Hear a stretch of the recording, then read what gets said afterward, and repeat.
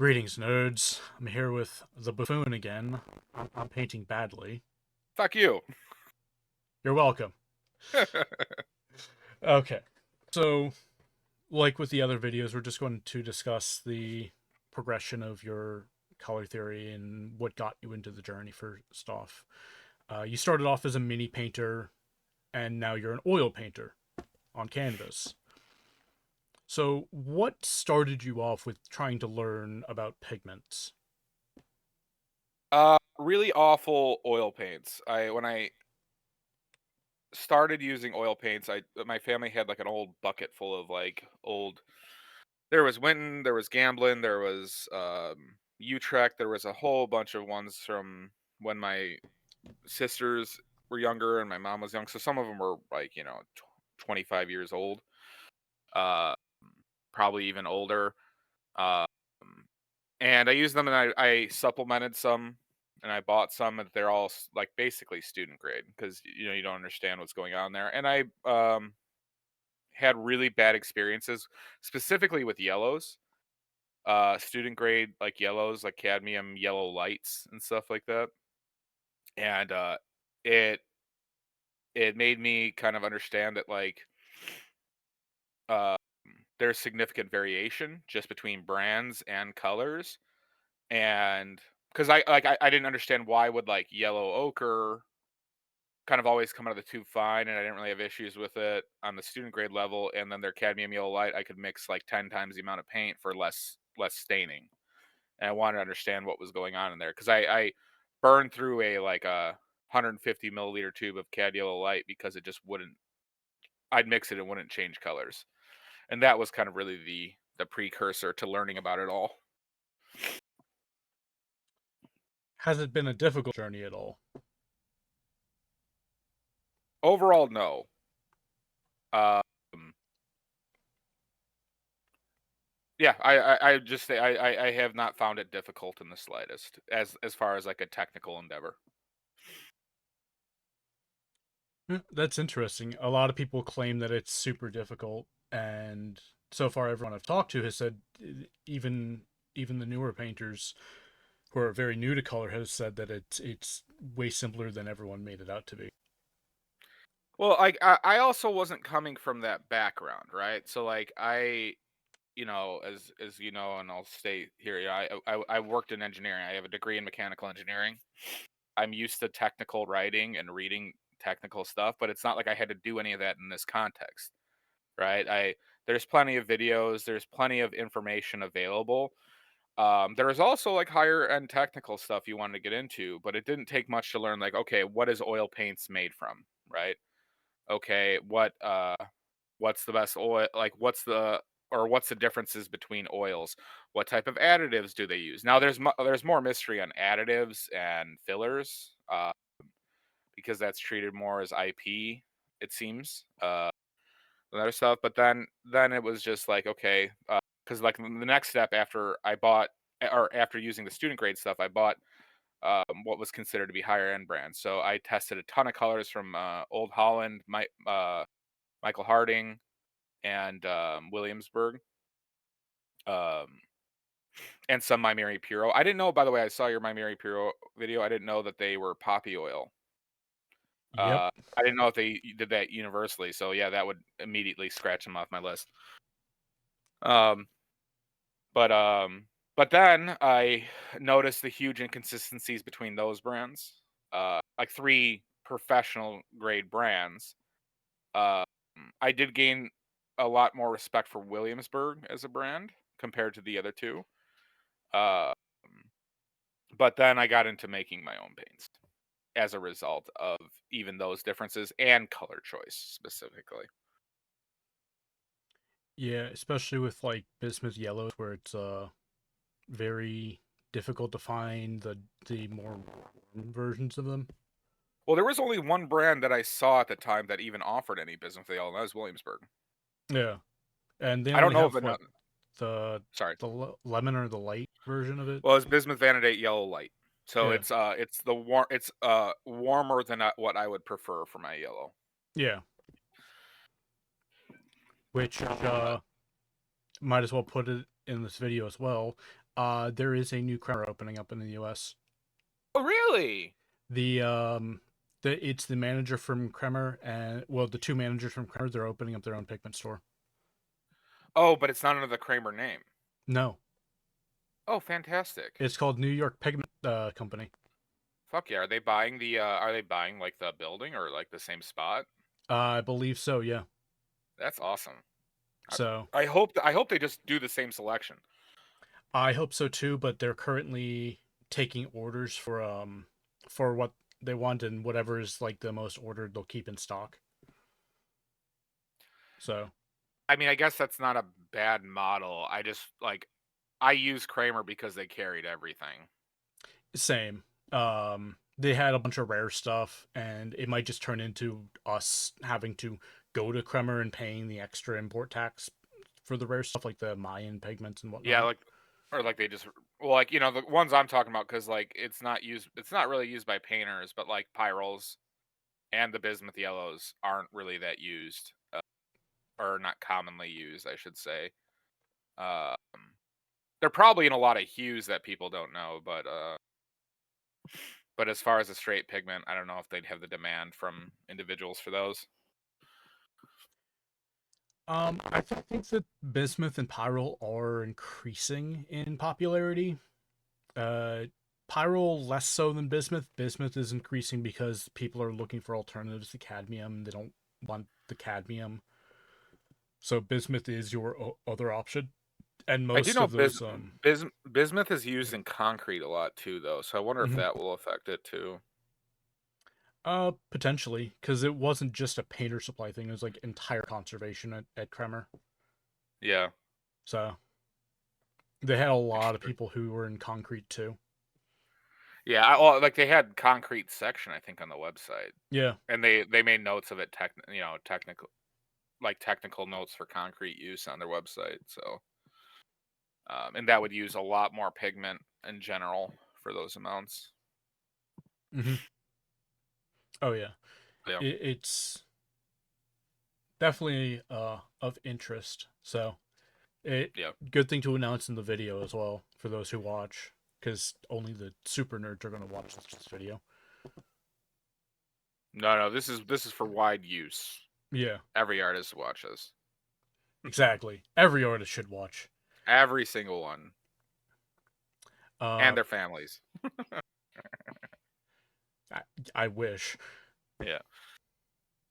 Uh, yeah. So speaking of that, what is your current palette? Because some people here might not know.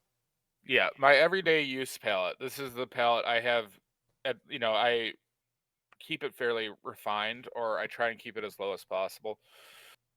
But this is for the widest range of colors. I use titanium white, I use lead white, I use bismuth vanadate yellow lemon, um, either pyrrole red or pyrrole scarlet. I've been going back to pyrrole red recently. I've kind of liked it better than when I've been using the scarlet for like a year. But you can use both with very little difference. Quinacridone magenta, ultramarine blue, phthalo blue, and that's PB15:3, which is the green shade, phthalo blue, and burnt umber, and it's Blue Ridge burnt umber, which is a decidedly more warm, more saturated orange, like reddish orange burnt umber. Hmm. So it's a warm cold distinction with the whites, the blues, and the reds. I haven't found a significant reason to have to use any other yellow than lemon yellow and burnt umber. For mixing capabilities, it's a dark, and I picked the most saturated burnt umber. Yeah. The choice of Blue Ridge burnt umber is interesting since most people use Cypress burnt umber. I mean, I always go for the most saturated version of the colors. Yeah. Cypress won't be. Cypress will be darker. Um,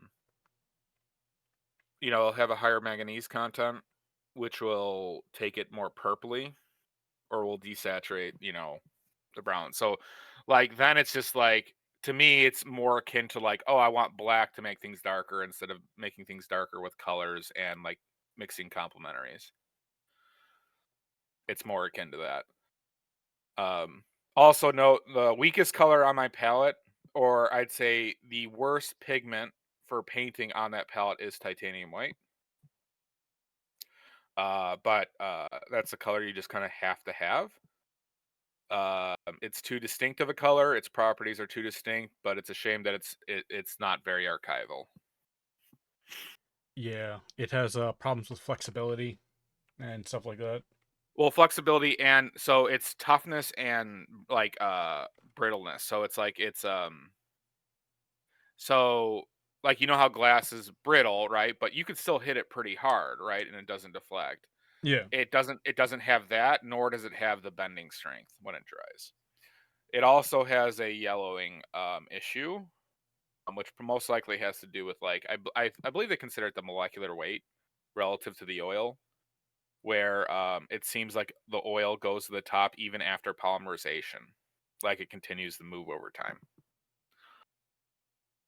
Um, So those are they are very significant issues, but it's kind of those things. If you like mix a little lead white in with your titanium white anytime you use it, uh, it will benefit. But the rest of the pigments are very, very archival in nature, and I only use linseed oil. So, yeah.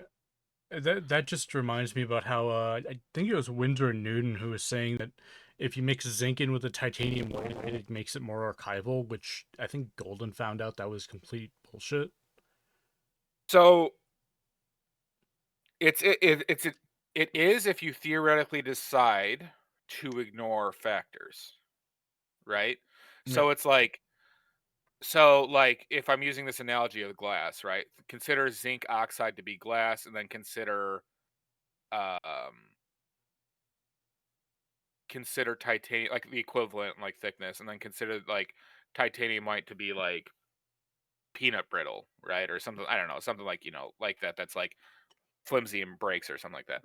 Where it's like, yeah, like it will make that shell harder,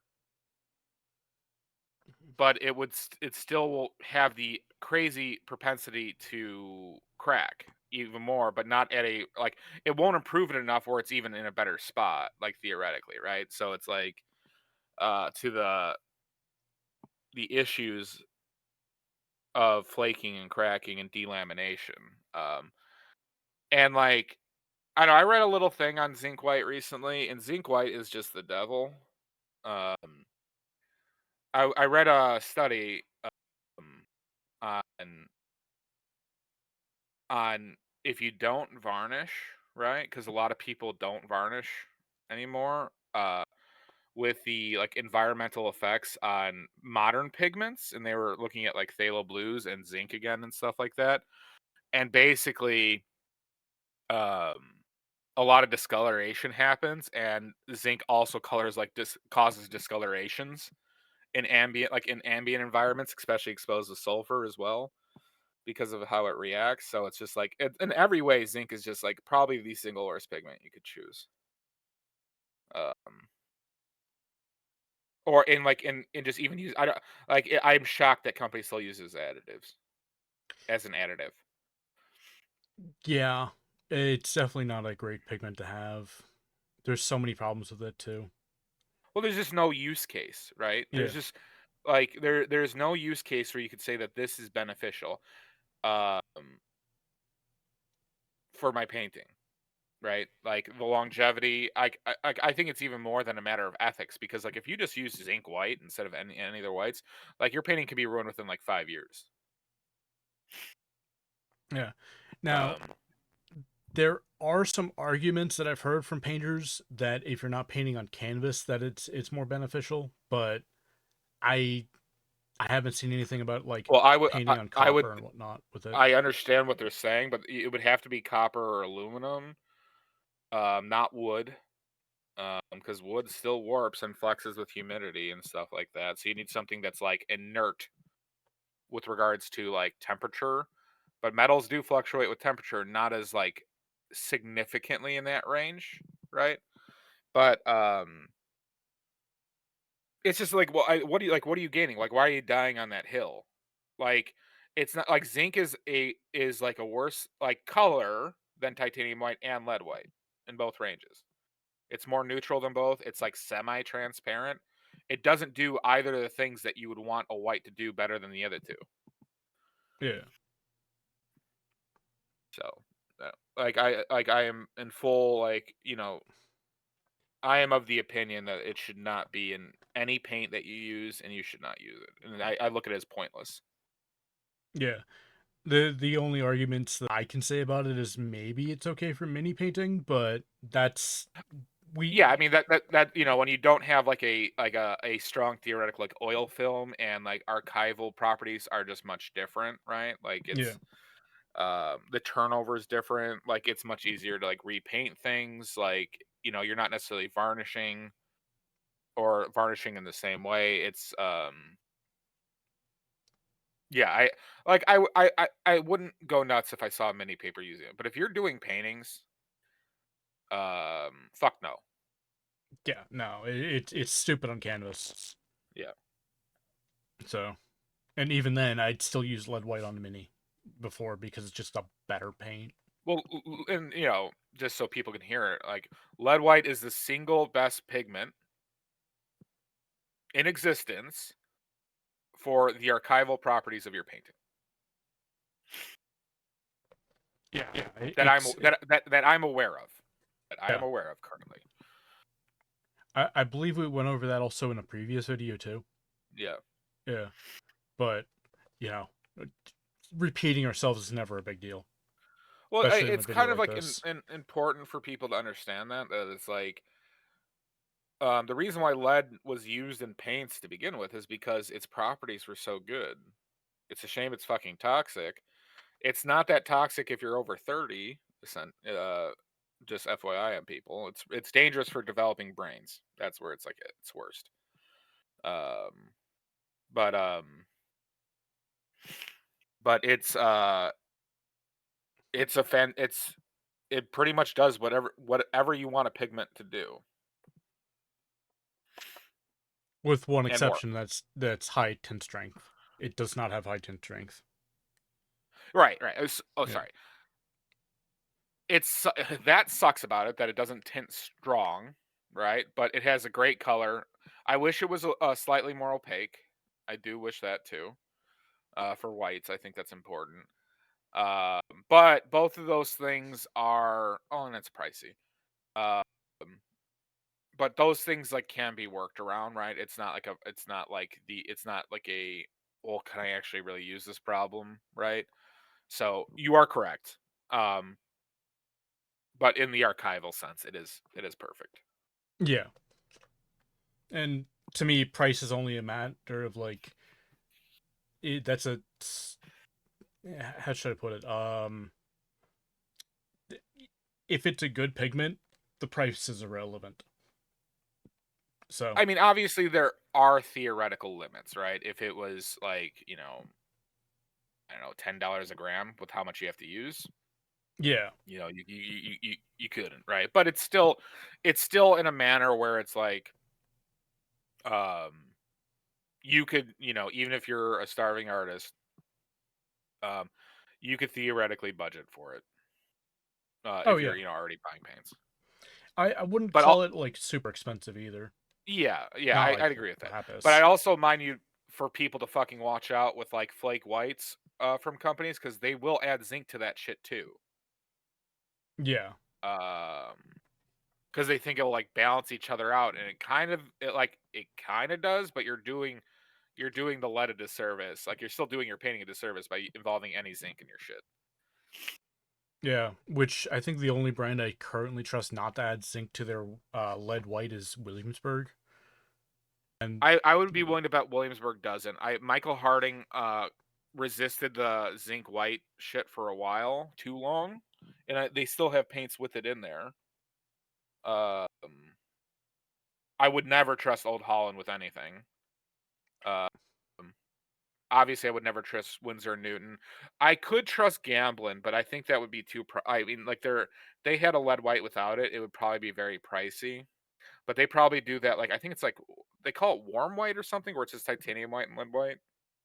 They probably just add like a smidge of lead white to it, which is still a better titanium white to use than pure titanium white theoretically. But if you're not putting lead white on your palette, Yeah. Uh, actually, so there is a. I need to do a test for the best lead white because nobody on YouTube has done that with every single brand of lead white yet. They've done it with like a couple brands, but not all of them. well, what brands Uh, are you thinking of testing? Everything from Old Holland to Holbein. I have the Holbein one Oh, yeah, the Holbein already. one. Yeah, I have both Holbein ones, which someone went to Japan and picked that up for me. So it was Are dirt you cheap. so? Well, because they don't. No company uses lead white outside of like the name lead white. So it's just Kremnitz or Flake. You're testing out them, or Their what? The paints could just have it in there. Holbein's is called silver white. Silver white. Yeah. One of theirs uses poppy oil. One of them uses linseed. Of course, the poppy oil is going to be trash, but I wanted to test them both out. A lot of them use safflower. Oh, not oh, sorry. Like the best lead white I've encountered is Rublev's, and Yeah. I think they have two. They have like a number one and two, and I think one has safflower. I think, but then the second one uses pale grinder's oil, which is a linseed oil, but more refined to reduce yellowing. That's what I mix in mine. Also, I use their pale grinder's oil Hmm. for the one I sell, and I still add stand oil to it as well. I add stand oil to every one of my paints I make. Yeah. Well, you know what? That's actually a good another question. What got you into making your own paint? Uh, so when I was doing the tests of the like essentially the three brands, what was considered by my accounts as the most common premium brands, right? The Old Holland, Michael Harding, Williamsburg. Uh, I got specifically annoyed with the burnt umbers. So Williamsburg burnt umber was more desaturated, right? Like that cypressy one that you mentioned earlier, right? It Yeah. was it was less red, less orange. Michael Harding's was I like the color of it more, but it was more transparent, and I had to go through a lot more of it compared to Williamsburg. Um, and then Old Holland's was kind of like an in between, but overpriced. Um, and so then I'm like, well, I don't really like any of these colors. And then that got me into like, well, I looked at the pigments at Natural Pigments website, which is Rublev's like the company that owns or makes Rublev paints is called Natural Pigments, and they had like 25 burnt umbers, and the stream is still on my YouTube too. The first time I made paint, I made like 6 different burnt umbers because I wanted to see the different burnt umbers that I could choose and use, and that's how I got to using Blue Ridge burnt umber. And so basically, initially, I was like, "Oh wow, this is a lot. Like I can make this for a lot cheaper, and I can get the color I wanted."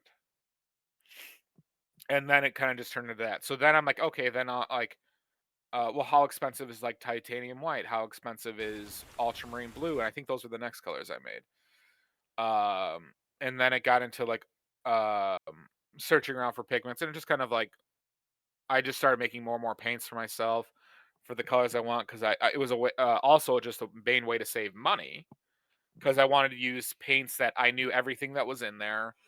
I wanted to know how much like I wanted to make sure that they were as strongly tinting as they possibly could be, and I could save money. Like I could pay like theoretically like Winsor and Newton money or less for much better paints. Much better paints. I had to put in more elbow grease, but that didn't bother me in that equation, you know. And then like you know, you get to a point, and I decide to like make them and try and sell them. So, well, I not trying to, I am selling them, but you know, because I know if they don't sell, I'm going to use them anyways. So Yeah. Considering you do what streams 3 times a week. generally, yep. Yeah. And I'm not like a cheap bastard when it comes to like paints that I use. I'm like, I'm not trying to like, if I waste some paint, so be it. That's how I'm gonna try and paint. Yeah, some people start putting their oil paints in the freezer to save it, and it's just like, what? Yeah, I don't. I don't. It's an archival trade off. Like if you're painting like strictly like I paint for fun, but I also am trying to sell my paintings, right? So I don't like to do anything that gives me trade offs with archival properties, and that Yeah, is one of them. yeah. I've been scrolling through Instagram recently, and there's so many like bad archival practices that people are teaching on there, I like so many. putting acrylic paint into the freezer, which that destroys the carbonate links. The only paint on the market that can actually survive multiple freezes is golden. But I Interesting. mean, yeah, it's golden makes really good paint. I Williamsburg mean, yeah, owned by I Golden too, so they're the one corporation because they own Williamsburg, um, that has shown some, I'll say, altruistic tendencies for the quality in like the industry of paint, right? With like the light fastness issues that came up. They're the only company that was on board with natural pigments to try and like resolve something because for anybody who doesn't know, the light fast standard, the ASTM light fast standard is a what's the best way of saying this? Inconsistent test, and it does not always hold true. So it's an unreliable stat in a lot of cases. yeah. But It and ASTM doesn't test pigments anymore either. well, that was like a test so that was a standard that was laid out for companies to do on the pigments themselves, right? But most of them just rely on historical data for it. But companies, I think most companies have done the test themselves at some point. I think. I know Natural Pigments has, and I know Golden has. I could attest to those two, because that's how they like gold. I believe it was Golden Study that found it originally. Yeah, Consistent with Prussian blue and alizarin crimson. yeah, I think so too. Golden's been doing these tests for a very long time now. They're Yeah, the ones who basically got me through college through their testing. yeah. They legitimately seem like I because normally I'm not like because Williamsburg was a cool story as far as how it started out. It was just like a dude. It's kind of how most of those paint companies are. Same with Michael Harding. It was just like a dude who started making paint for themselves, and then like their friends wanted it, and then their friends spread the word, and then suddenly he has a business. That was like a reluctant business to a certain extent. Um, but uh, but Golden has seemed to have an actual like standard for how they do business for their products that you don't see every day, specifically with like Windsor and Newton and companies like that. Yeah, I hate Winsor Newton paint. It's so bad. And we should probably mention our blacklist companies and pigments. I Oh got yeah, quite a list. yeah. Mine so far is not as extensive as yours. Uh, Mine's very. If I find in like inkling of some bullshit, they're blacklisted. yeah, because I don't have like Michael Harding blacklisted, but you do. That label shit pisses me off so much. I can't believe they're allowed to do that. Yeah, which I'm on the fence of like if it's hand filled, then I can understand it, but But it's it's not machine hand filled. filled though. Yeah, it's It is not. machine filled. Yeah, The only company I know that hand fills is that Blue Ridge oil paint. yeah. Well, That guy I doesn't think buy they hand. use a machine now. Oh, does he? I was hoping he did. Machine's better Yeah, than hand. Remember, I'm an engineer. Like, there's no way that a machine is worse than by hand in this context. material properties versus pigment personality. You goddamn right. Don't throw in personality in that bullshit. It's personalities, the more artisty thing to say. It means nothing. We were talking about this with how we describe colors earlier. Yeah, But my blacklist. So now that I learned poppy oil and safflower oil, because I hadn't looked at my Mary Puro since I used like 2 tubes of it. Uh, back in the day, which they had a high pigment. They obviously had a high pigment load, and that impressed me a lot. So like I used to recommend them as a professional brand, but I this was before I was like paying attention to the oils in them because this was before I was even making paint. I used the two tubes, but they are prohibitively expensive, so I didn't get more.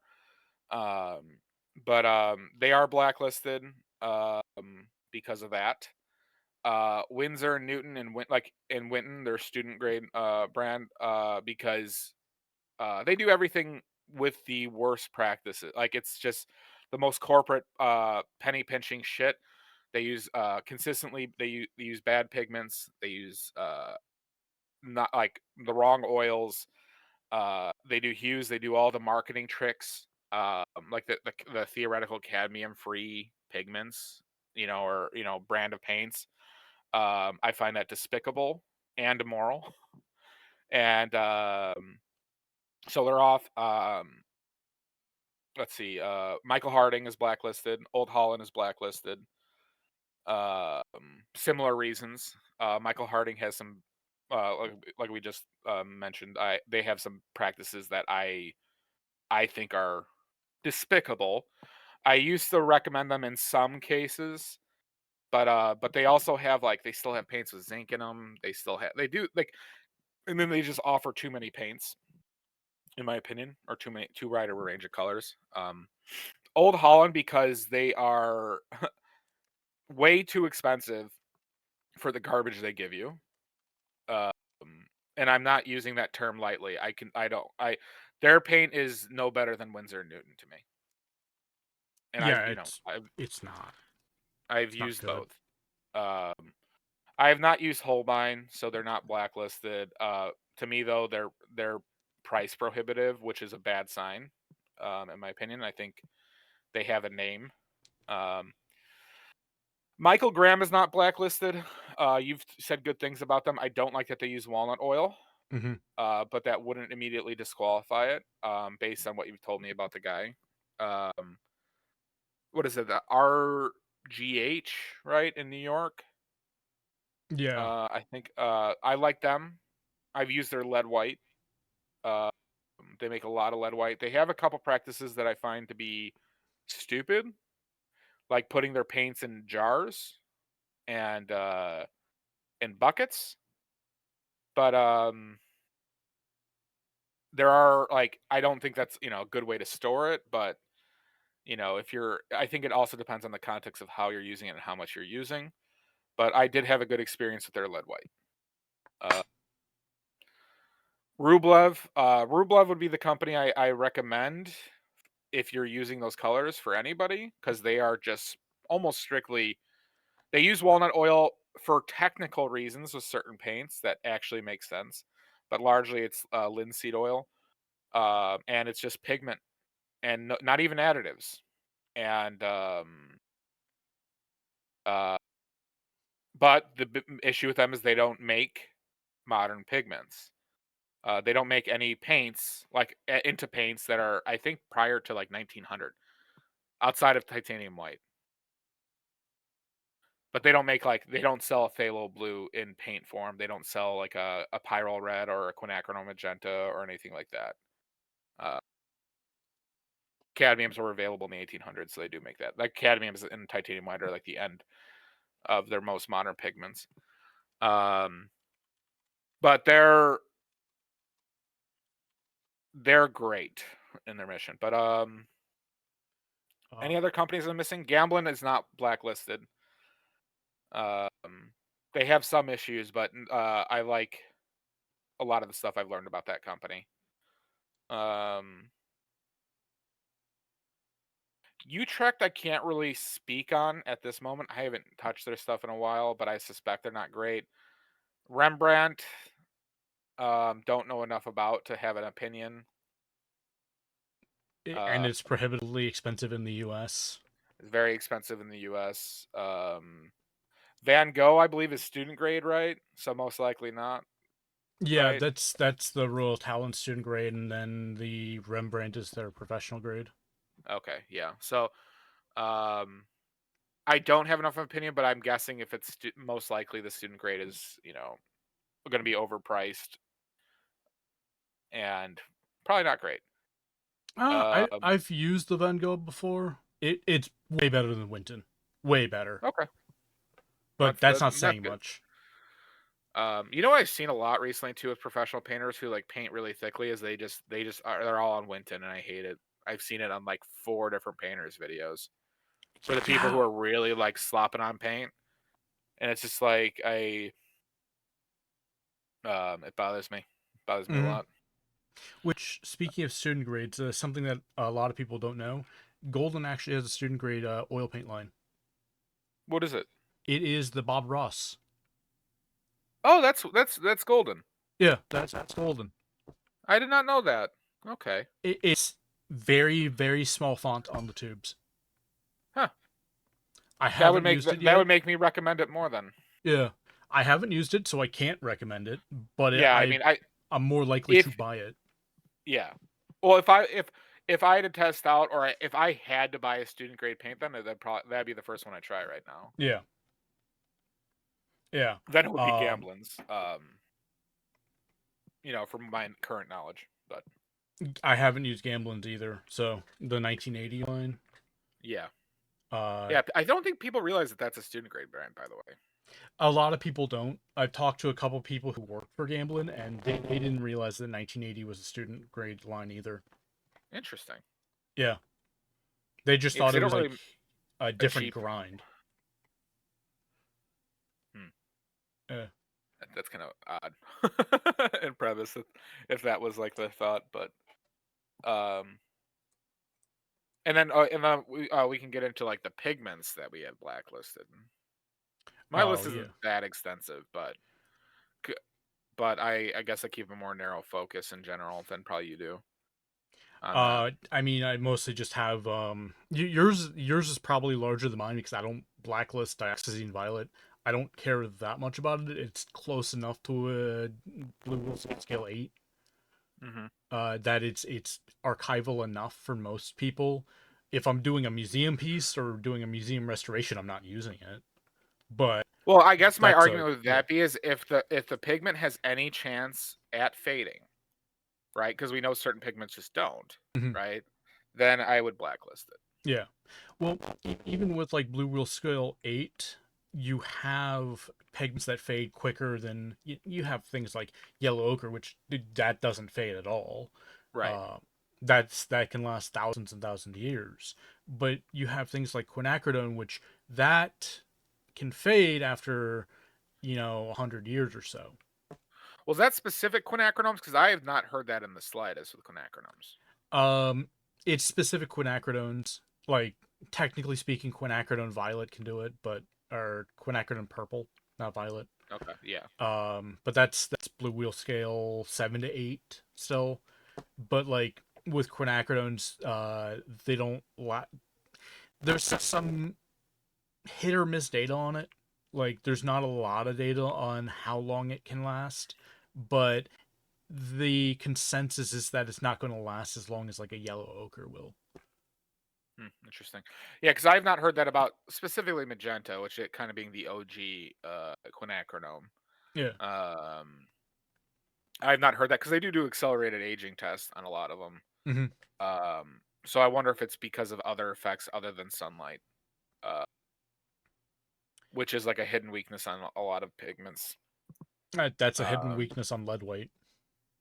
what with temperature? No, with environmental. Well, I have heard of like sometimes discoloration with lead white. There was some old like stories on like them. There was another common pigment used in like the 1800s, early 1800s, late 1700s that when used with lead white they'd both darken. I forget what it was, but it was a big trap for a lot of painters. Um, I but it's like no longer used anymore. Cobalt violet. Is cobalt violet? Yeah. Cobalt Okay, violet's still used, just not a lot. interesting. It's more used in watercolor than oil I mean, paint. cobalt violet is still available, so Yeah. but I don't know if they're using the exact same pigment too, because that could have Um also been a function of the time as well. yeah. I that's also one of the things, like it can be a function of the time. Currently we only have PV14 and Yeah. PV47. Yeah. PV49 no longer exists, and Yeah. PV14 is like different engineering now. Yeah. Well, So because yeah, I mean because like theoretically, ultramarine blue can have some discoloration too. yeah, because it's There was sulfur scenarios. based. Yeah, but it's basically is like varnish your paintings, you'll never have issues with that. Yeah, Varnish your and goddamn paintings, everybody. If you're listening to this, dear Lord, varnish them. yeah, because in school that was one thing that I actually learned about lead white was that if you don't varnish the painting, you can have issues with lead white turning black. And it was a problem with certain paintings, not many, but some of them had issues where their lead white turned a little bit dark. Well, see, I heard that as a result of another pigment it was with, not as a Yeah. result of environment. Uh, Well, I guess you could consider that environment because it's in the same thing, but like, and then I've like sulfur fucks with so many pigments specifically. yeah. Like, there's a long list of those. Um, but yeah, like that gets defeated easily if you just varnish, right? Yeah. Like, because like a lot of the impressionists were using a lot of like pigments, and you know, but those paintings have largely been taken care of. Mhm. Um, so like there's very little issues with a lot of even the ones like that use shittier pigments, but like Van Gogh is probably the one that got hit the most publicly with like discoloration shit. Oh yeah. Which that's a video I'm working on right now, Van Gogh's palette, Yeah, yeah. which trying to find information on his palette is really tricky because he's used a lot of dyes. Well, so I have read a few anecdotes because he had a letter to his brother where he laid out the paints he just bought. Because basically the story is his brother sent him money to buy paints, and so then he sent like a thank you letter and he outlined the paints that he bought. And he had a red lake in there, um, but he was using what's it Naples yellow. Uh, he was using some like, well, Naples yellow has the discoloration issue too with sulfur. I'm fairly certain, but it's still a pretty permanent pigment. But I believe he also had Prussian blue in there He too, had and Prussian blue at the time was also not great, or was worse than it is now too. he had two reds. One was Eocene, which is a Okay, dye. I don't remember what the other red off the top of my head was. I know he did also at one point have red lead. Geranium I lead. I That's had the one. oh yeah, I actually have heard that one. Yeah. I've never heard of him using a red lead personally, but Yeah. you know I haven't gone that deep into it. As far like I've read that anecdote, and like you could also deduce like the time period. I also sorry I did run it. There was a famous also dispute between him and a paint man, or colorman, um, because he like refused to pay for a paint because he said that the colorman was ripping him off, and it turns out he did because it was in relation to that one. It was like a white lilies or white flower painting or something like that that people named white flowers, and it was actually just faded red or pink because the color just faded within like a decade, and people weren't even aware that it was red to begin with until they were able to test it, the materials on there. Yeah, that was the Geranium Lake, the Okay, Eocene yeah, yeah, or Eocene. Um, yep. That's where I think I his heard it too. Yeah. palette's really interesting. In all honesty, it's so hard to get information on it. Well, because it's also like it's I think also particularly because he's been romanticized a lot, and Hmm. so it's like you can't really trust a lot of information you hear about him, Yeah, in general. So, um, but impressionists were also weird, just like with painters today, where they got like attached to certain colors. Like Mary Cassatt loved Prussian blue. Monet loved the violets, magnesium or manganese, sorry, manganese violet and cobalt violet. Uh, Used a ton of those. Um, like John Singer Sargent had a pretty large palette as well, but he was like notably used like ivory black, um, which most impressionists didn't. Um, it's kind of wider. I mean, not to mention like Zorn. Well, and like the thing, and this is like a couple other mysteries too that are interesting. Is like I have a feeling that the yellow ochre that was available to them in Europe was a lot less red than the yellow ochres today. Uh, yeah. A lot of them used a darker German one, But also from what I opaque. remember. But also Yeah. opaque. Because I look at some of the Zorn stuff and I just like blue. I use Blue Ridge yellow ochre, and that has a lot of red in it, and Mhm. it just doesn't seem like the same. But Yeah. I'm still trying to track down which yellow ochres they use. It's really a difficult thing. I know a couple of them use like German yellow ochre, which is much darker and less red. well, so like I've Uh, used, I've checked out a lot of French ones, and a lot of them are transparent. The ones that don't have red are transparent or not as much red. Are transparent and like and still not strong enough yellow wise for what I'm like kind of seeing at times. Um, but yeah, it's that one's kind of an interesting mystery. I also suspect a lot of them use more carbon black than ivory black at times when they do use black. Like people said that Zorn used ivory black. I have some suspicions he was using carbon as well, or carbon for some of them. yeah. Yeah. Ever since finding out that the elephant ivory black, which I was told for decades and decades was blue, finding out that it was brown Yeah, it was was like, just as warm. yeah, just as warm as modern. It looks Yeah, exactly like modern, and I'm just like, yeah, wow, that was annoying. I just spent, how many thousands of dollars on this pigment because I thought it was different. yep.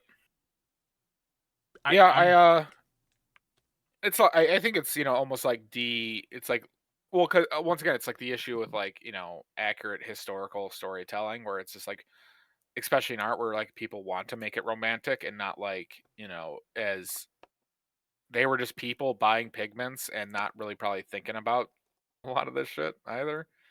So well, to be uh fair, most painters don't think about archival qualities even they today. did well. I will argue because I have heard some anecdotes on this. Is that prior to Colorman, every painter had to think about that shit. So like there was like a public I forget who the painter was. It was an academic painter who was speaking out against colormen and people not having to make their paints anymore because he thought that the knowledge of how pigments work would be lost.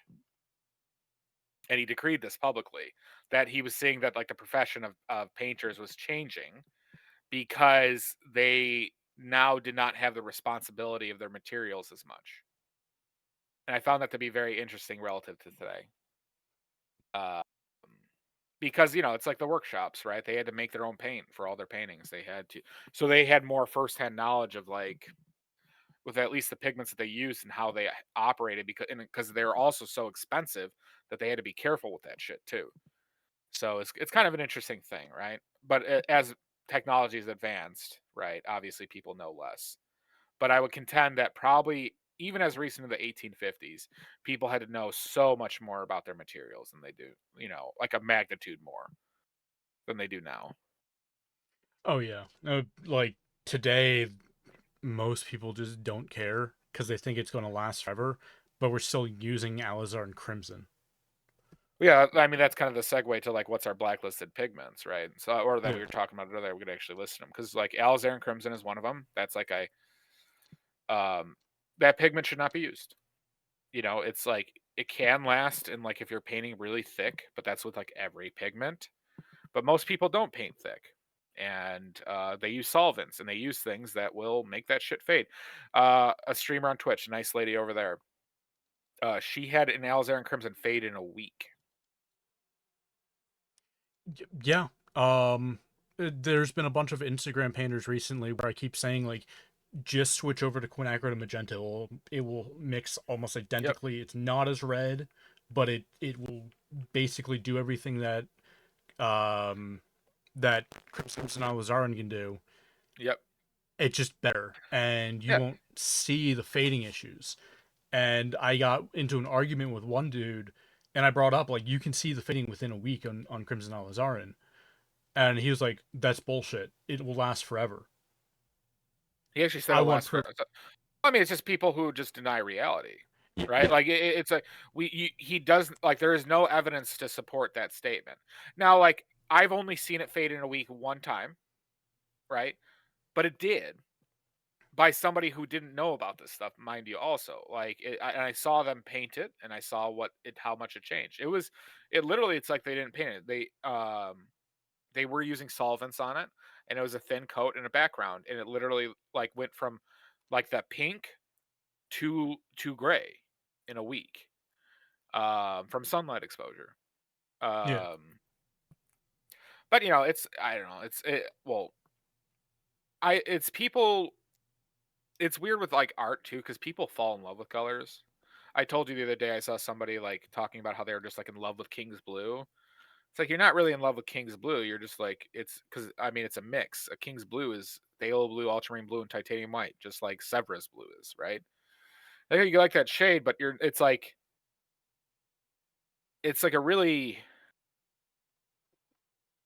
odd thing to kind of get obsessed or like attached to like a specific color because like you're always going to have titanium white on your palette. You should always have a blue, and so if you're already having that, you pretty much already have King's Blue on your palette if you have ultramarine blue, phthalo blue, and titanium white. Yeah. That's how I look at it. That's how I design my palette. But it's a big pitfall I've noticed that people just get attached to shit. Yeah, But especially Crimson Alizar and such. well, I mean, It, because that one's just ingrained in like the culture of oil painting, right? Bob Ross used it. A lot of their teachers used it. It was like it is also empirically a very saturated color. It has some good pigment properties, like it's strong tinting. Um, it's a beautiful color, uh, but it fails the major test of mhm. like a paint quality. Oh yeah. So you can't use it. Like you shouldn't. Of course, you could use it. You shouldn't. You ought not to use it. Yeah, especially with watercolor, you shouldn't be using it. It fades really quickly in watercolor. Yep, watercolor. It's like it's worst case scenario is watercolor. It does the exact like it puts it in the position to fade the fastest. Hmm. It's the same, Especially and since, that leads to it's like sister pigment of Prussian blue, right? yeah, It's essentially the same thing. Prussian blue is a very like Prussian blue though I will argue is even worse to use because phthalos are so good. yeah. Though Prussian blue it's such a gorgeous blue. Like nothing really replicates that greenish blue all that well, except for, I mean, I I think the 15:3 does. yeah. So doing test testing, the green shade version of 15:2 does it better because it's darker. Hmm. But finding the green shade version of that one is difficult because most of the time it's red. Well, I yeah, because when we talked about this before, 15:2 always was the ones I've seen, that like three different examples always called it red shade. Yeah, So I always found that interesting. yeah. I have the Uh, green shade. yeah. That's the one that I have the red shade and I have the green shade version of it. The green shade is the one I picked up from Gura Yeah. um originally, and now I have a supplier for it. Yeah. But and it was cheaper also than 15:3, but it's more green. So There you was a can. good price on 15:3 though from Kramer. You could still find a pretty good price on Kramer even with the import tax. Mhm. If you get a kilogram of it at a time at least. It's actually not that expensive. And that is the one pigment I add filler to uh, when I make it because it is basically unusably strong in a pure pigment Yeah. form. Yeah. That's Because uh, you could literally use like about 6 times the weight of filler to pigment and still get a very strong paint. that's one of the few when I'm doing raw pigments, that's one of the few pigments I add dextrin to Oh, interesting. for my watercolors. Yeah. I try to make it as pure pigment as possible, but like it's I've showed it to watercolor painters and it's like unusably strong. Yeah, I just add chalk to it. I Yeah. just straight up add chalk. That's the one I add chalk. Um, Yeah. uh, Um it, Most brands do Yeah. as Well, well. and the one benefit to adding, well, with chalk also is because chalk is transparent too, so you don't lose like proper like. So one issue with chalk, and like you see this with a lot of the yellows, the opaque yellows and cadmiums, when they add chalk, it makes it more transparent. So you're also losing, like, filler also detracts from the properties that you want out of those pigments too. So, Hmm. but it doesn't with phthalo blues, or like, because you could argue you could add like filler to quinacridone too, because quinacridone is a very strong tinting pigment as well. But then you add it to like but if you add it to pyrroles or bismuths and stuff, you run into some issues. Yeah.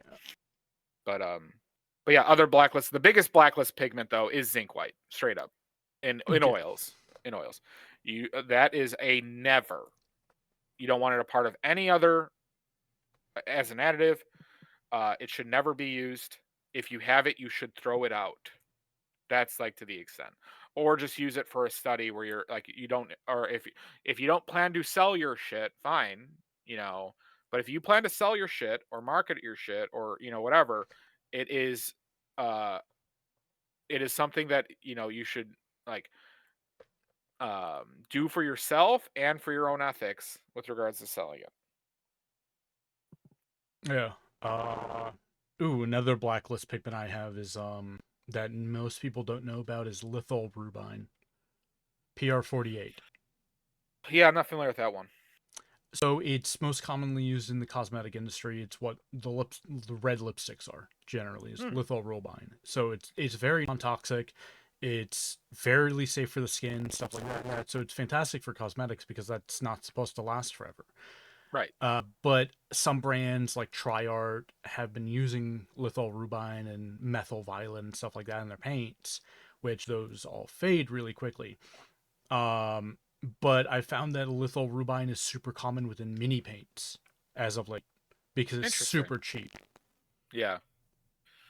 and Yeah, that makes sense. Many painters it's a always kind dye of get like fucked, thing. or Yeah. those like small acrylic brands, right? They'll use Hmm. it. They'll use whatever's cheapest. And it's a very bold, punchy color, very high tint strength, and it's slightly opaque. Yeah. So you don't have to add too much filler to it, but once you start adding filler, of course, the fading issues really show. And I've Yeah. been doing a lot of xenon art testing recently because I finally bought a new bulb uh for it because I ran out of two bulbs and each bulb was $4,000. Yeah, that's a lot. Yeah, but they last a while, Yeah. thankfully. Um, Yeah, but I mean, so you're telling me with all the makeup I use, all those pigments aren't toxic? I I know, thought right? all pigments were toxic. I mean, all pigments you shouldn't eat. That's true. Um, no, I God, I'm not going to go on this tangent, but let's just say I get super pissed when people act like all pigments are toxic. I'll say this in this blacklist discussion: there is no pigment that is blacklisted for me because of toxicity that is readily available. None. Because I don't consider the mercury or arsenic ones readily available. Those are very specialty. But I use lead white in my day to day. But there's no other pigment that meets a toxicity standard that I'm aware of that I would blacklist it because of it. Yeah. I think that just needs to be said quite often to like beat down the people who act like every single fucking thing is gonna kill you. Yeah, that's you have two schools of that. You have people who go, "Oh, this is non-toxic. That means I can lick my brush," and then you Right. have people who go, "Oh, this is non-toxic. This is going to poison me in 10 years." Right. When it's Well, like so, always like somewhere in that's between. why you shouldn't ingest pigment intentionally or or take measures, is because yeah, sure, we don't know like long term effects of doing it, right? Hmm.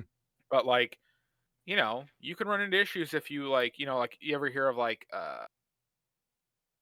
Eddie Van Halen, okay? He died of like I think it was like mouth cancer, something like that. He famously used metal picks and he used to keep them in his mouth. And some people think that like contributed, or I believe there was like some rumor to have, right? I don't know if there's the actual data to support that, right? But there are like it would not surprise me if like constant contact between like that membrane and a metal could cause issues. but I don't want to make that logical jump. But the fact of the matter is, like, there's stuff we might not know. If you constantly lick your paints full of, like, pigments for you mini painters for 30 or 40 years. Yeah. Uh, Well, there is one pigment we do know is hepatotoxic that is in every which, mini paint, or almost every mini paint, and that's titanium white. We are finding out that it's getting more and more toxic, and they're banning it in the EU for food additives. Not yet the US, but soon might the US. well, what does Um, hepatotoxic mean? uh, I, Basically long term poisoning. It will poison you after like a decade or 2 decades, hmm. stuff like that. I've not heard that. It's And yeah, I would have to see data on that because titanium dioxide has been used in toothpaste for what, 60, 70 years. yeah. This is very recent findings. I can link you to the data. Yeah, I'd like to see that because, Yeah. like, there's no way people aren't regularly ingesting titanium dioxide in the United States. Oh yeah. Well, it's used as a food additive in the United Well, I States. mean, in just toothpaste, right? Like, I mean, just No, food. Say not just what toothpaste. what food did they add it to? Oh, like Skittles. The white on Skittles is titanium dioxide. Huh, interesting. Yeah. So it's in a lot of things that it shouldn't be in as Mhm. well. I know it's used a ton in plastics Hmm. as well. And I like the toothpaste one is one I regularly refer to, but I didn't know that it was actually in there. But, like, I don't know. I would have to see what type of data that they did or the study they did or how much studies are because frankly, my initial thought is I would highly doubt that it is toxic at this point, but you never know. I mean, and like, you know, Europe Europe is stringent on some or very against some things and are fine with other things, right? So I'm curious what their reasoning is. I mean, like, cuz, like, right, we could all agree that the California law on, like, lead exposure is too strong. It's too heavy-handed, right? So I'm curious if it's more in the realm of that versus I don't know, something that's more logical or has stronger I'll just say stronger evidence.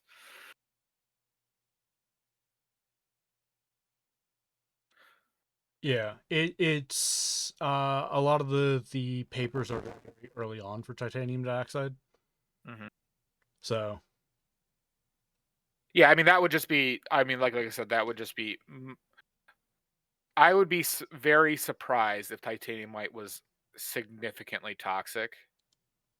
And I use that in a very loose way, the word significantly, just because of how prevalent it is in our society and stuff that we put in our mouth every day. yeah, the earliest paper I can find on it is from 2011. Okay. So the most Maybe it's recent one maybe I it's have big zinc is white trying to stop the titanium white. maybe, but yeah, they're not great articles so far, but Okay. they're both from NIH. I'll link them in the description below as well. Yeah. But those are the two I can find that actually go into the data on it a little bit. So I will look at these today. yeah, I didn't Um, understand half of it because I'm not a medical doctor. But you know, I could have my sister read this too. She probably would. She has a PhD in, like, biomolecular chemistry or something like that, but she would understand it if it got into that. yeah, and I'm sitting here with like degrees in art, so I'm stupid. Very. Yeah, Okay. Um, sorry, and then with other blacklisted, I blacklisted dioxazine purples. yeah, Um, I don't, and it's also partially because I don't see I don't there I don't find there's also a compelling reason to need a purple on the palette. With ultramarine blue and quinacridone magenta, they make as good of a purple as dioxazine violet, in my opinion. Um, but I don't blacklist the cadmiums. Uh, there is data like that shows that they're not toxic by ingestion. Good data, an FDA study, mind you, and but uh, and they have some wonderful properties as paint and pigment. Big issue is they can be prohibitively expensive for how much they yield, um, and they take a long time to dry, which I'm not a huge fan of. Yeah. Mainly the price, and because there's fantastic alternatives to them, aka the bismuth yellows, and the pyrrole reds. Yeah. Ooh, that's something that you might have to track down is PR264. That's the pyrrole rubine. Yes. Yeah, I haven't used that one specifically ever. There's two different versions of it. There's an opaque version and a Yeah, transparent yeah. version. Was there Lightfast issues with those two? No, No. I not. know. You know who used pyrrole rubine though was the guy in Texas, the Drawmix paint guy in his Yeah, Geneva paints. He used pyrrole rubine for a long time.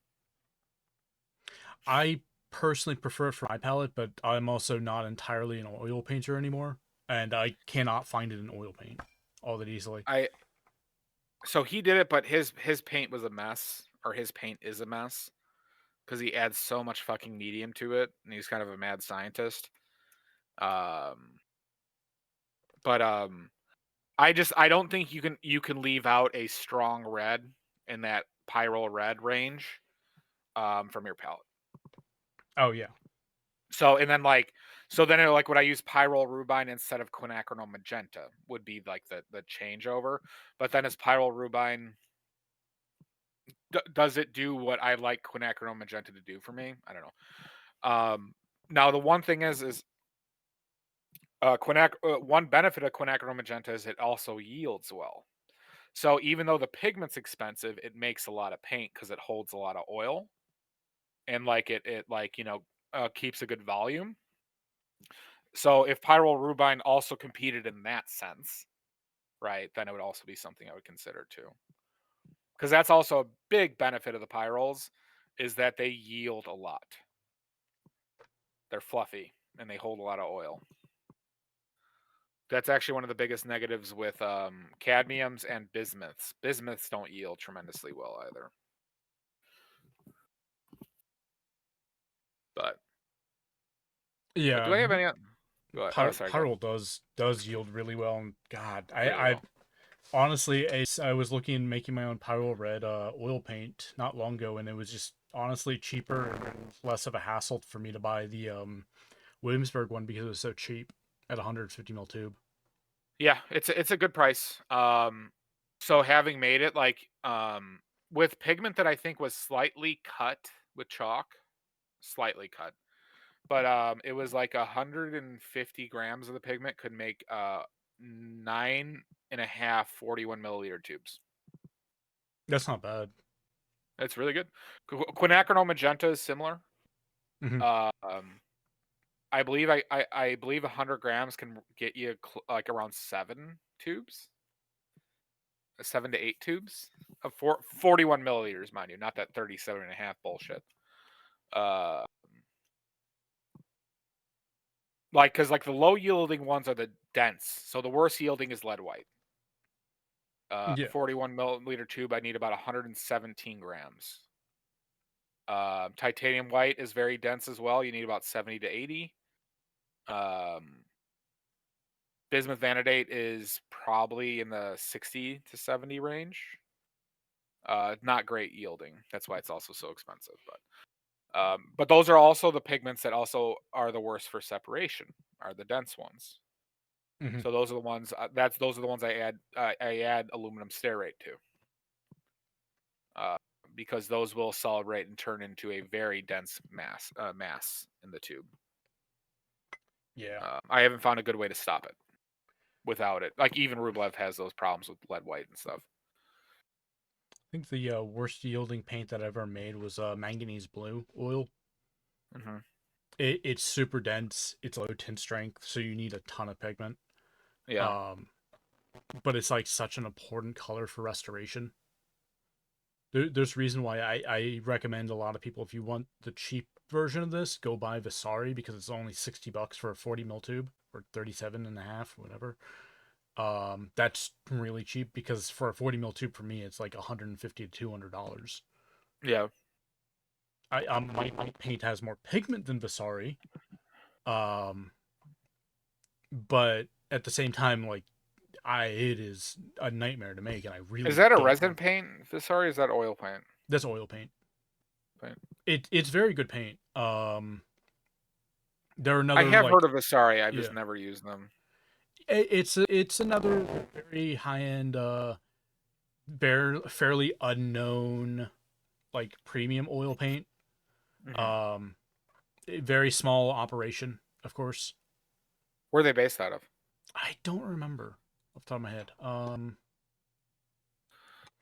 I think they're American.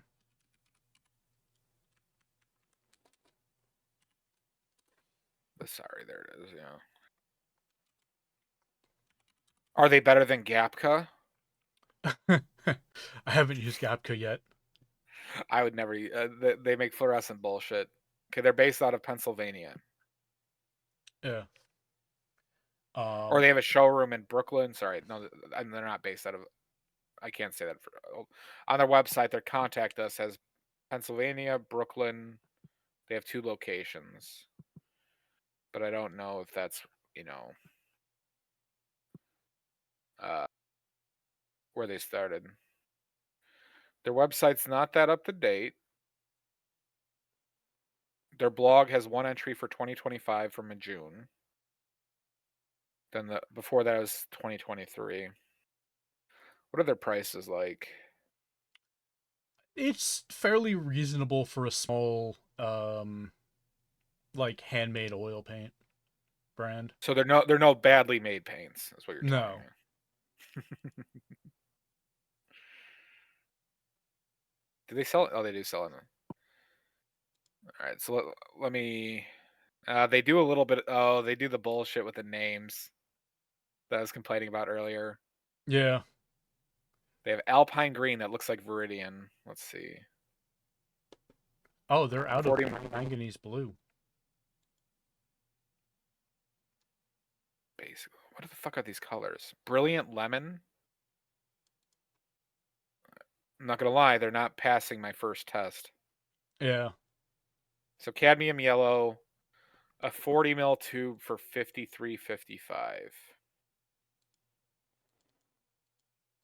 I would say that's A little steep. little steep. I would say that's I don't know how much that cost change with our God Emperor's with our tariffs, or how that's fucked with the market.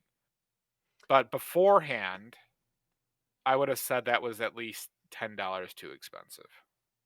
The I think they were like, because I'm looking at the manganese blue. The manganese blue used to be $60.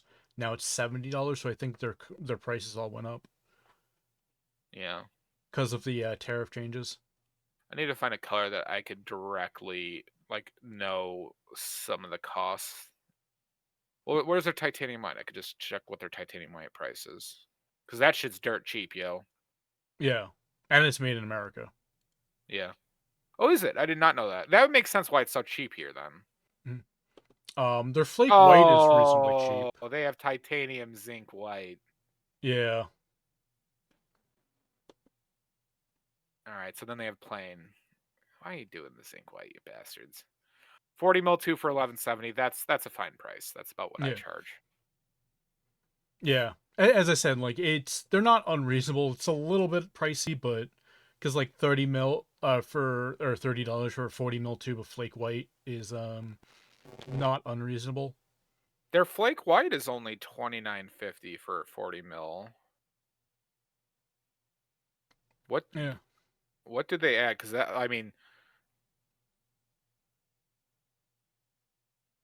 that wouldn't match up with their other markups if that were the correct. So it's not obviously not all entirely pigment. I don't think.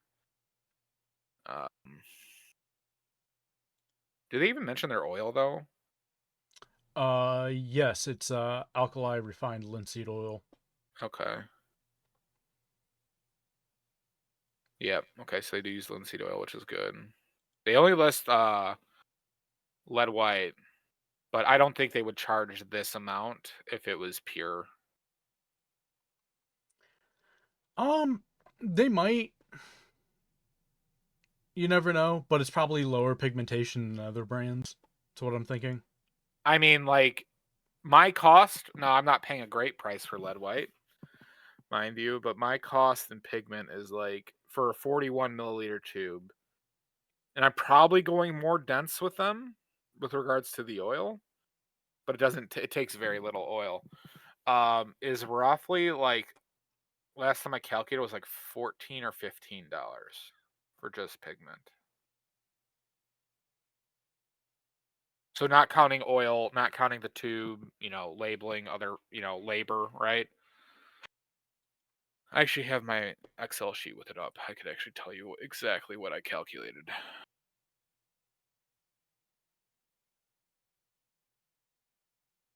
Uh, so my lead white cost, where the fuck is it? 9 cents a gram. So let me do that. 9 times 107. $10.53 for a tube, for my tube Yeah. of pigment alone. Their cost, I mean, maybe they charge only 29 because they're, let's say they get their pigment for 70% of what I paid.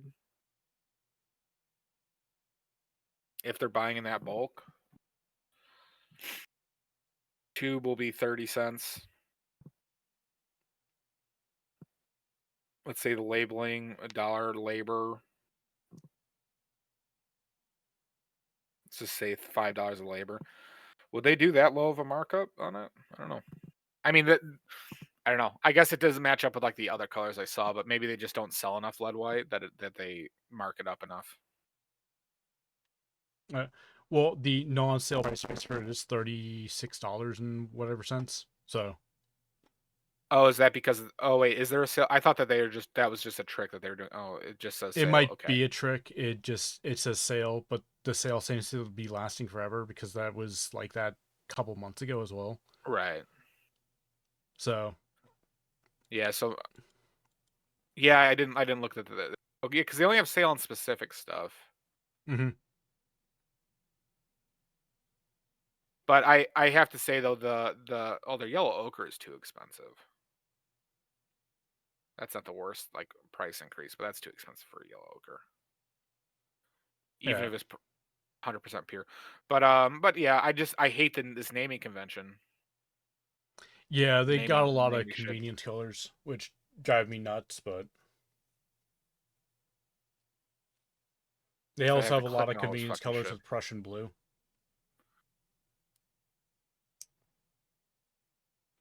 I do see like a solid amount of phthalo blues, but like night black. What's in this? PB27, It- PBK11. so PBK 6 and PB 29. Oh, I was looking at a different one then. Yeah, this one's just called Night Black Artist Oil Color. So PB6 is PBK6. Is that ivory or is No, that carbon? that's carbon. PB 29, is that ultramarine blue? Yes.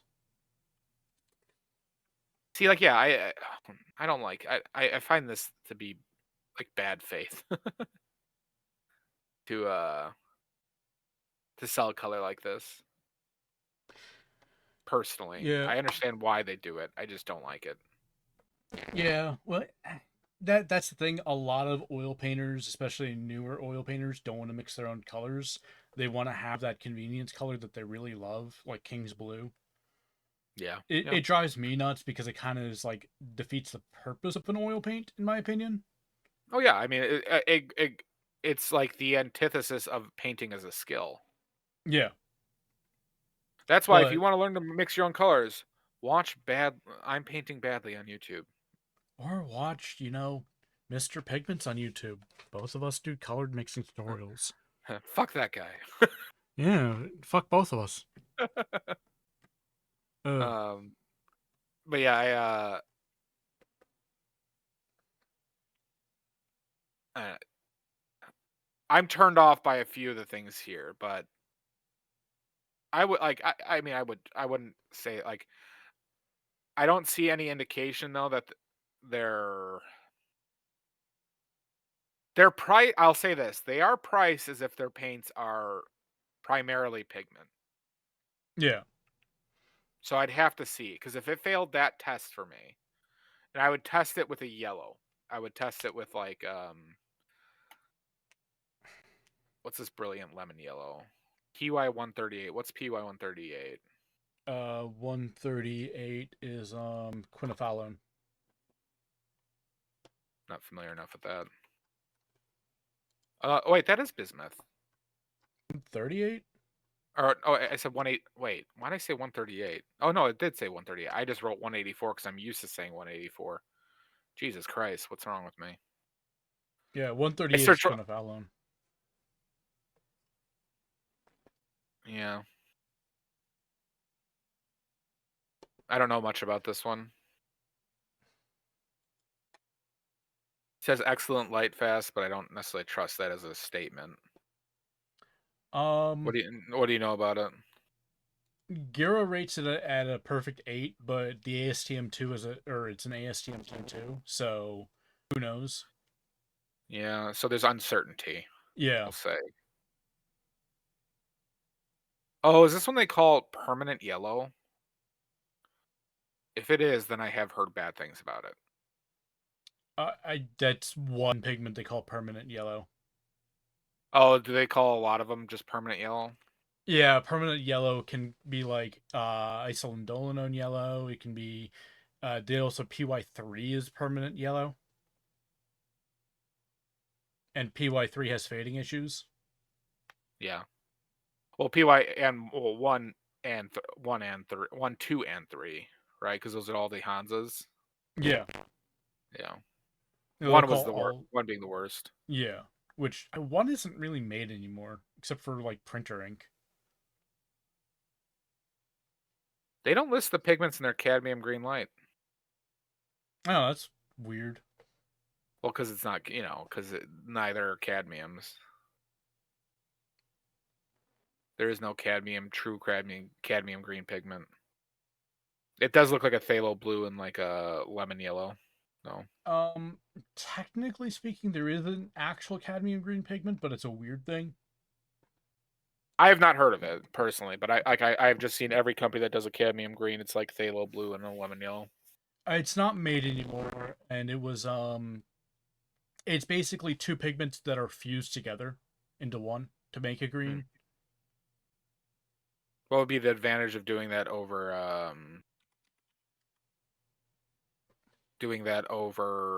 just mixing them? It provides a different color Okay. than you could with mixing. It's just like with the cobalt titanates, where they provide a unique color because they're fused to titanium white. Uh, and you can't actually mix that color at all. So they're interesting, but they're not made anymore for a reason. Their chromium oxide green price is terrible. Yeah, they have some paints that are just overpriced. Like their cobalt are really overpriced. Guess what they're trying to charge? Because I told you the price of what I got that pigment for, right, the other day. Oh yeah, they're trying to Yeah. charge some insane margin. I'm not looking at the thing, but I'm going to see like $35 for a tube. $40.20 for 40 mil. I wasn't far off then. Yeah, you weren't that far off, but that's insane. Yeah, You get a pound of it for $5. They're probably getting a better price than that too. That was like a retail price from someplace. yeah. So even if I used, let's just say hypothetically, I had to use a quarter of a pound of pigment, which would be the most lead white is a quarter of a pound of pigment for uh quarter of a pound of pigment for a tube, Um so even if I use that, that's still only like $1.50 of pigment at retail. That's a bad price. All right, sorry, I'm shitting on this. Sorry, I can't get. I'm just doing it. I'll stop. Um, Yeah. Do we need to cover anything else? No, that we're I don't really have any other blacklisted pigments I can think of. I mainly I guess Hansa yellows I would throw in there too, but like Hansa yellow is not that much used anymore. except in Uh, watercolor. yes, in watercolor, it's true. I would definitely not use it in watercolor. Watercolor would probably have a larger blacklist for me than oil paints. God, watercolor has huge margins of blacklist, and for some reason, they still keep using PY3 Hansa Yellow. Well, I mean, every Winsor and Newton fucking set has alizarin crimson in it too.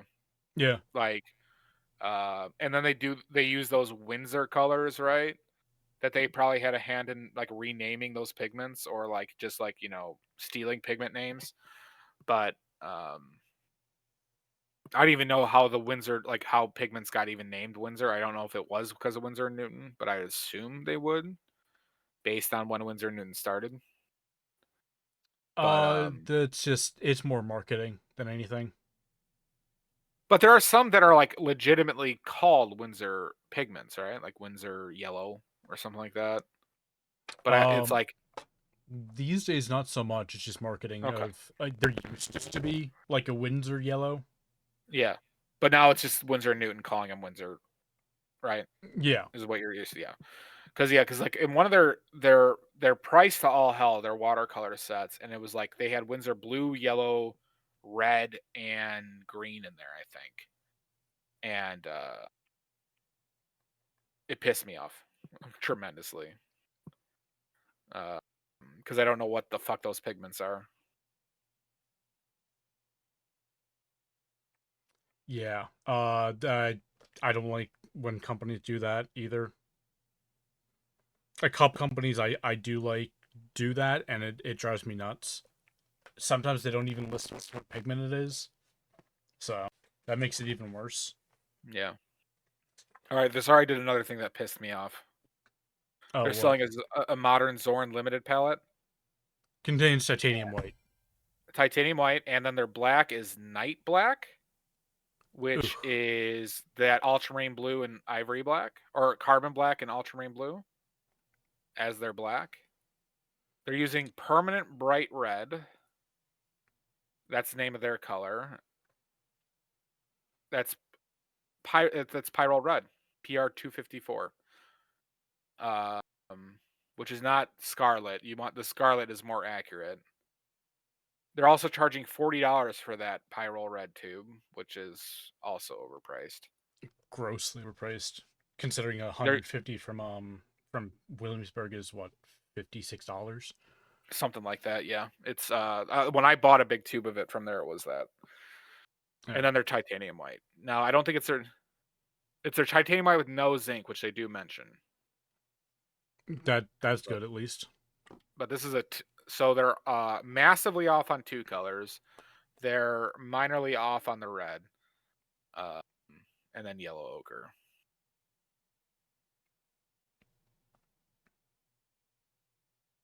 They do a lot of this shit where it's like they do. I'm sorry, I keep on writing on this, but like they're doing a lot of the stuff I dislike.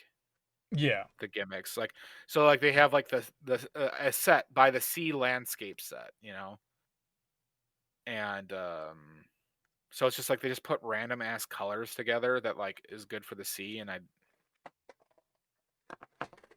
where you're just buying 8 colors, where you could just like buy 8 colors that mix well together and get a much larger range of colors than this can produce.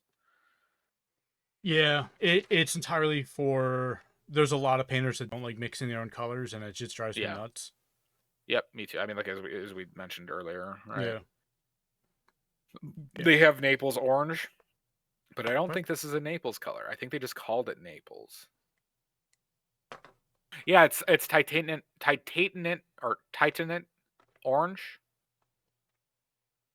What? You know how like you ever hear that like the titanium dioxide variation or titanate orange? You ever use that color? No, I haven't. There's like an orange made from titanium that I've heard about, and they're calling it Naples orange. But it's pigment brown 24, PBR 24. I didn't think that was the Oh, that one, Pigment Brown 24. That's That's what was it? Chromatimony titanate. And that's a very common thing to be called Naples Yeah. yellow. It's typically like Naples yellow deep or something like that, though. Yeah, I'm seeing that. Yeah, in my Google search. It's not a bad pigment. I like it. It just I can't get it on my skin without like getting a contact dermatitis. Interesting. So yeah, it's the antimony in there. Slight allergy to it from exposure. Alpine green. PG7. What the fuck is PG7? PG7 Stylo Green Blue Shade. Is it? Yeah.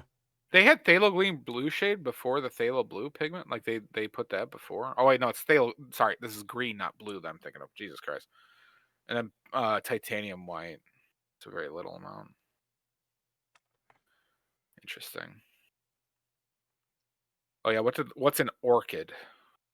They have a color called orchid. Uh God. They don't even list it. Yeah, that's annoying. I might have to blacklist Vasari. No more Yeah. Vasari for you. Hey, I the only tube I own from them is their manganese blue. Yeah, I didn't even come across when I was looking through it. I didn't even see it, but I don't know if it's in another section. But they're doing like I don't know. I guess this is the problem I'm solving for, but it's like with how I make paints to a certain extent is that I am very sick and tired of this like marketing style and just like consumer like very consumerist like yeah, just like don't even bother mixing, just buy for paints that you're going to use one time at most. Because you'll be like, okay, well, this is a very narrow color, and unless I'm doing another painting with this exact thing, I'm never going to use it. Yeah. I know Williamsburg does that and it annoys me, but Williamsburg does do. I mean, every paint company does it. yeah. I've been most offended specifically. Well, Winsor Newton pissed me off the most because they do the other marketing gimmicks too with like the cadmium free pigments, right? Michael Harding has pissed me off a lot with that. Um, Vasari now. Gamblin doesn't really do it that much, do they? The radiant colors. Yeah, the radiant colors are bullshit, Which I and think people love those too. it was either them, but most painters claim that you can't mix those colors. Then how do they fucking do it? Exactly. That's what I have to keep pointing out. Like, no, you can totally mix those colors. No, you can't. They have to be machine milled because machine milling gives you a different color. I'm like, no, No, it it doesn't. It doesn't. doesn't. Yeah, People just making up shit. I mean, that's yeah, what this industry is full of. I mean, it's really just people hear something and then they expand upon it, and then that gets spread around like a game of telephone, right? Like, um, like people refer to mixing colors as this like mystical thing, and it's anything but. exactly. It's really not that complicated. It's not. Um, but yeah, you're probably gonna have to edit out a lot of that, but it's, um, or leave in whatever you want. But anything else you want to ask or discuss? No, we covered everything. Okay, good, So, perfect. yeah. Anything else you want to add? Um,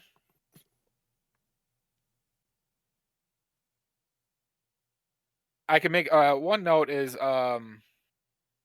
stay away from mediums as a hint, as a piece of advice.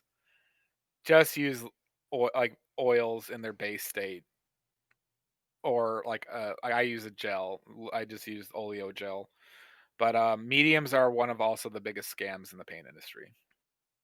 Yeah, with the exception of them in acrylics, but with oil paints, yeah, they Right, are. right. In acrylics, I can't attest to acrylic stuff like as far as that. In oils, all these random ass mediums are them like charging about like a 10 times markup and putting in a bottle and saying it will make you the next Pablo Picasso.